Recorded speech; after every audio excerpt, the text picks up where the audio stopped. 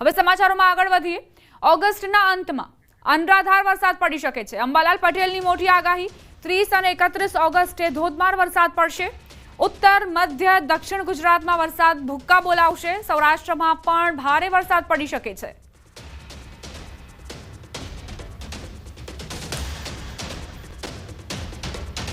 તારીખ 30 ઓગસ્ટ 31 ઓગસ્ટમાં ઘણા ભાગોમાં ભારે વરસાદ થવાની શક્યતા રહેશે, જેમાં ઉત્તર ગુજરાતના ભાગો, મધ્ય ગુજરાતના ભાગો અને લગભગ દક્ષિણ ગુજરાતના ભાગો અને સૌરાષ્ટ્રના કેટલાક ભાગોમાં વરસાદ થવાની શક્યતા રહેશે।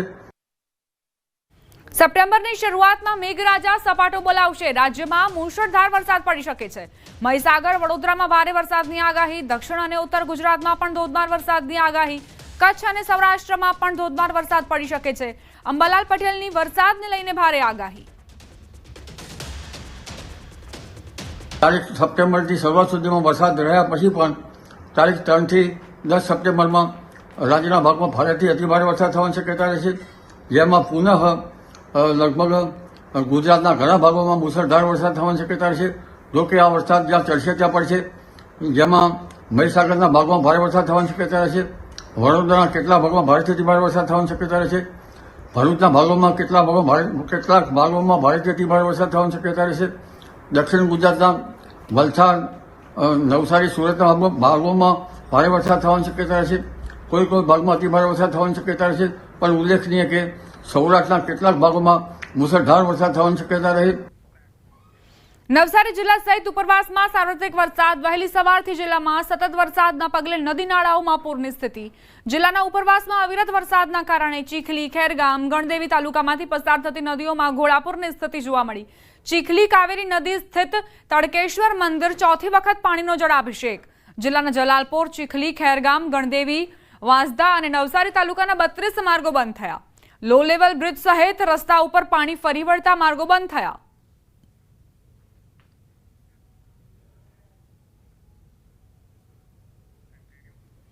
તાપીથી સમાચાર। ડોલવણમાં મેઘરાજાની તોફાની બેટિંગ। 2 કલાકમાં 5 ઇંચથી વધુ વરસાદ ખાબક્યો। અંબિકાપુરના ઓલણ નદીમાં ઘોડાપૂર। ભારે વરસાદથી નદીમાં પૂરનું સંકટ। 2 કલાકમાં 5 ઇંચ વરસાદના પગલે તાલુકામાંથી પસાર થતી અંબિકા, ઓલણ, પૂર્ણા સહિતની નદીઓ બે કાંઠે વહેતી થઈ। 2 કલાકમાં જ ડોલવણ તાલુકામાં 5.2 ઇંચ વરસાદ પડતા નવસારી જિલ્લા માટે પૂરનું સંકટ ઘેરાયું છે। વાલોડ તાલુકામાં 1.36 ઇંચ વરસાદ ખાબક્યો। જોકે હાલ વરસાદનું જોર ધીમું જરૂર પડ્યું છે।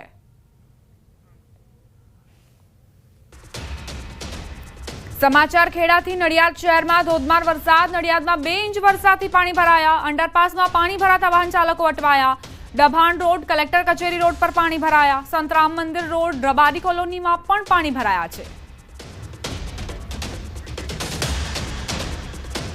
તો ખેડામાં અનરાધાર વરસાદ વરસી રહ્યો છે। કેટલાક એવા વિસ્તારો છે કે જ્યાંથી પાણી નથી ઓસરી રહ્યા। મેઘરાજા વિરામ લઈ લે તેમ છતાં પણ પાણીનો જમાવડો થવાના કારણે નાગરિકો પરેશાન થયા છે।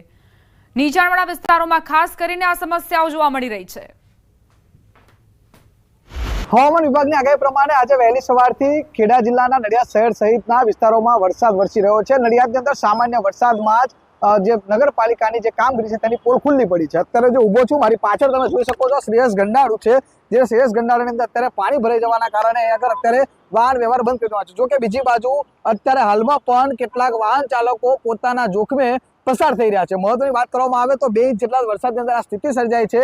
જો વધુ વરસાદ પડે તો હજુ પણ નડિયાદના કેટલાક નીચાણવાળા વિસ્તારોમાં પાણી ભરાઈ શકે છે। નડિયાદની મહત્વની વાત કરવામાં આવે તો જે પ્રકારે નડિયાદનો રબારી કોલોની વિસ્તાર છે તેની તેમજ જે સંતરામ મંદિર રોડ છે, કલેક્ટર કચેરી છે, આ તમામ વિસ્તારોમાં પાણી ભરવાના શરૂ થઈ ગયા છે। અને બીજી બાજુ હજુ પણ વરસાદ અવિરતપણે વરસી રહ્યો છે। જે પ્રકારે હવામાન વિભાગે આગાહી કરી છે તે પ્રકારે જો વરસાદ વરસે તો કેટલાક નીચાણવાળા વિસ્તારોમાં પણ વધુ પાણી ભરાઈ શકે છે અને જેના લીધે અત્યારે જે વાહન ચાલકો છે મુશ્કેલીમાં મુકાયા છે।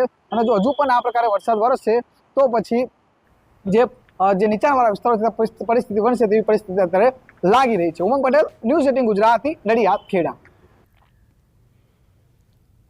સમાચાર છોટાઉદેપુરથી। ભારે વરસાદથી કોતરોમાં પૂર આવ્યા। પાવીજેતપુરના વાવડી ગામે વિદ્યાર્થીઓ ફસાયા। સ્થાનિકોએ વિદ્યાર્થીઓને કોઝવે પસાર કરાવ્યો। ગામ અને શાળા વચ્ચેના કોઝવે પર પાણી ફરી વળ્યા છે। જીવના જોખમે વાલીઓ વિદ્યાર્થીઓને શાળાએ મોકલી રહ્યા છે। તો કઈ રીતે પાણી ભરાયા છે તેની આપ તસવીરો જુઓ। કોઝવે છે જે સંપૂર્ણપણે ગરકાવ થઈ ચૂક્યો છે। સામેની પેલે પાર શાળા આવેલી છે અને ગામની એક તરફ વિદ્યાર્થીઓના ઘર છે। ઘરથી શાળાએ જવું એક મોટું ટાસ્ક, એક મોટો પડકાર વિદ્યાર્થીઓ માટે। હવે શાળાએ તો જવું જ પડશે એવી સ્થિતિ, અને એટલે જ માનવ સાંકળ રચીને સ્થાનિકોએ વિદ્યાર્થીઓને સ્કૂલે પહોંચાડ્યા।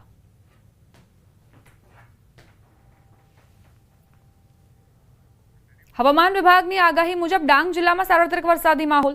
ડાંગ જિલ્લા સહિત ઉપરવાસમાં પડેલા વરસાદના પગલે અંબિકા અને ખાપરી નદીમાં ઘોડાપૂર આવ્યું।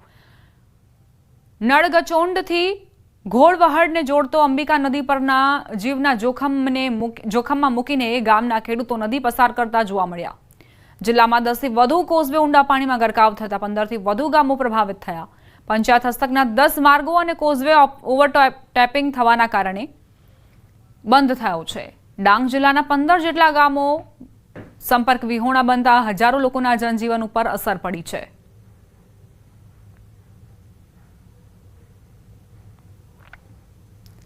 ઈડર પંથકમાં વરસેલા વરસાદને લઈને નીચાણવાળા વિસ્તારમાં પાણી ભરાયા। ઈડરની આત્મવલ્લભ હોસ્પિટલના કમ્પાઉન્ડમાં વરસાદી પાણીનો જમાવડો। હોસ્પિટલમાં સારવાર અર્થે આવતા દર્દીઓ અને સગાઓ પરેશાન થયા। ઢીંચણસમાં પાણી ભરાતા વાહન ચાલકોની સાથે સાથે લોકોની પરેશાની વધી ગઈ। હાલ તો પાણીના નિકાલ માટે પ્રયાસ તેજ કરાયા છે। સમાચાર સુરતથી ઉપરવાસમાં ભારે વરસાદના પગલે કીમ નદી બે કાંઠે વહેતી થઈ। સુરત અને ભરૂચ જિલ્લામાંથી પસાર થતી કીમ નદી ખેડૂતો માટે જીવાદોરી સમાન। મોટા બોરસરા ગામે સિઝનમાં 6ઠી વખત ઓવરફ્લો થયો। માંગરોળના મોટા બોરસરા ગામે કીમ નદી પર બનાવેલ બેરલ કોઝવે પાણીમાં ડૂબ્યો।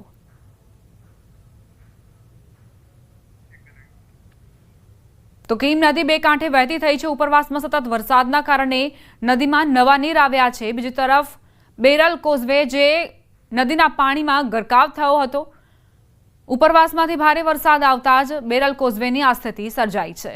માંગરોળના મોટા બોરસરા ગામે આ કોઝવે તૈયાર કરાયો હતો જે પાણીમાં ડૂબ્યો છે। સુરત જિલ્લામાં ભારે વરસાદના પગલે કીમ નદી બે કાંઠે માંગરોળના શેઠી ગામનો લો લેવલ બ્રિજ પાણીમાં ગરકાવ થયો। શેઠી વેલાછાને જોડતો બ્રિજ પાણીમાં ગરકાવ થતા વાહન વ્યવહાર બંધ થયો। ગઈકાલે ઉમરપાડા તાલુકામાં ધોધમાર વરસાદ વરસ્યો હતો। ભારે વરસાદના પગલે કીમ નદીમાં પાણીની ભારે આવક થઈ છે।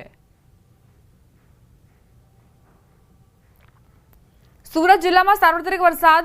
હવામાન વિભાગે સુરત જિલ્લા તેમજ શહેરી વિસ્તારમાં રેડ એલર્ટ આપ્યું છે। વીજળીના કડાકા ભડાકા સાથે ધોધમાર વરસાદ વરસ્યો। હવામાન ખાતા દ્વારા ભારેથી અતિભારે વરસાદની આગાહી કરાઈ છે। બારડોલી, મહુવા, ઓલપાડ, માંગરોળ, ઉમરપાડા સહિતના તાલુકામાં ધોધમાર વરસાદ। ઓલપાડના કીમ સહિત આજુબાજુના વિસ્તારોમાં ભારે વરસાદ। કીમ સર્વિસ રોડ પર વરસાદી પાણી ભરાયા।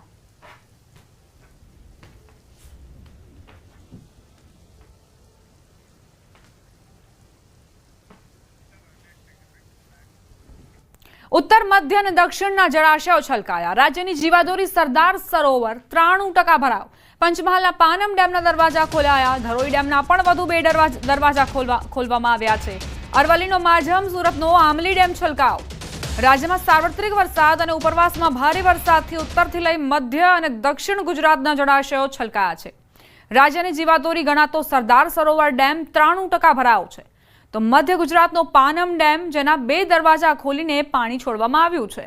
આ તરફ ઉત્તર ગુજરાતના સૌથી મોટા ધરોઈ ડેમના વધુ 2 દરવાજા ખોલી સાબરમતીમાં પાણી છોડવામાં આવ્યું। તો અરવલ્લી જિલ્લામાં આવેલા માઝમ ડેમના પણ 4 દરવાજા ખોલી દેવામાં આવ્યા છે। ગુજરાતના ચેરાપુંજી ગણાતા ઉમરપાડાનો આમલી ડેમ પણ છલકાયો છે।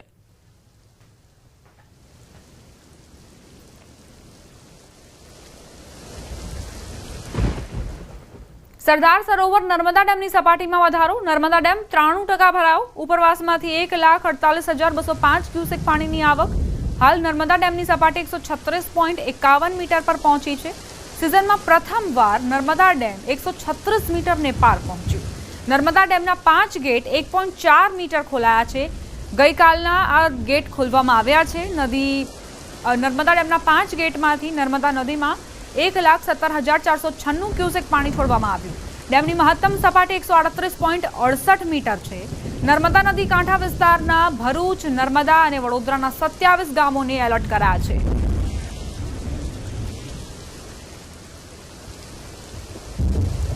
પંચમહાલ જિલ્લાના જીવાદોરી સમાન પાનમ ડેમમાંથી રૂલ લેવલ સપાટી જાળવવા માટે સતત બીજા દિવસે પણ પાણી છોડાયું. પાનમ ડેમના 2 ગેટ ખોલીને 4 ફૂટ ખોલીને 9,800